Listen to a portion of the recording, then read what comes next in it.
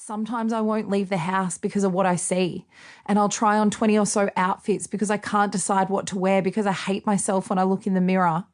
I've only just started wearing at 28, my arms out, and it's taken me this long to accept the way that I look. And every time I look in the mirror, I really do struggle.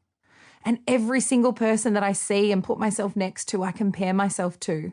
At the age of 14, I struggled with an eating disorder, and I've battled my weight my whole life. Like I said, I've probably, and you'll notice this, covered up my taunts and my fears with a loud and outgoing personality. And today, I stand here before you telling you that I'm willing to try to love myself, to try to be happy and be in my own skin and be the role model that people think that I am. I want to be a healthy and fit 28-year-old who doesn't beat myself up for my shape. So today, it starts right now, and it starts here. I want the strength and courage to love myself inside and out. This moment of absolute truth on the radio changed my life forever. When I started to voice my negative, self-critical thoughts and understand why I had them, it took their power away. I began to heal. My radio career really took off because of the rawness of this talk break, and it was shared all over Australia. I'll never forget opening up Mamma Mia, one of the most read women's news pages here in Australia, to see my face all over it. And co-founder Mia Friedman, who I adored, was talking about me on the Mamma Mia Today radio show with the hosts. Shedding my shit that morning made me realise something else. I was not alone.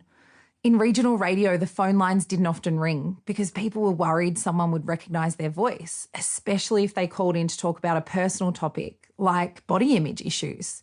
The phone lines actually didn't stop ringing after that. With so many stories from the public being shared, we decided to put on an event for people to start the journey of loving themselves with a Let It Go swim. It was massive. Around 100 people turned up to support each other and start letting go of some of the self-hate and baggage we all carried around. A memory that I will never forget to this day, which I often replay in my mind, is when a woman in her 50s drove an hour out of her way from work just to give me a hug and say thank you. She said, "I haven't worn shorts in 30 years, but after hearing you today, I'm going out to buy myself a pair." We both cried tears of happiness. I've shed many tears over the years and wanted to give up sometimes. But today, I stand before you to tell you that I like the way that I look. These days, you'll find me rocking my red bikini at the beach or standing on stages or live TV in my bra and undies, preaching body positivity, self-love and acceptance. Putting myself out there can be scary by being uncomfortable, but it's how I've built my confidence. It's been a long road to get where I am, but it's all been worth it. Every day I'm messaged by people asking how I got to the point in my life where I've accepted who I am. What is the secret?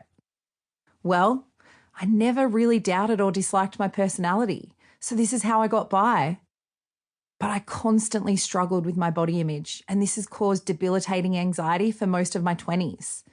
It took opening up on the radio, saying my truth, to finally start to heal and make changes to get where I am today. For years, I believed that I was the only one going through the torment I experienced because of my anxiety and my poor body image.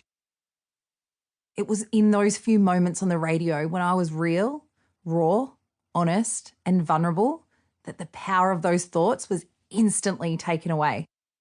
Yes, I was scared of what people were going to think and say, but the positive far outweighed the negative.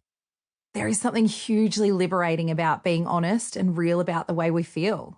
I know for some people that this is a given, but many in our society don't want to be a burden by speaking up, so they stay quiet and they battle on alone.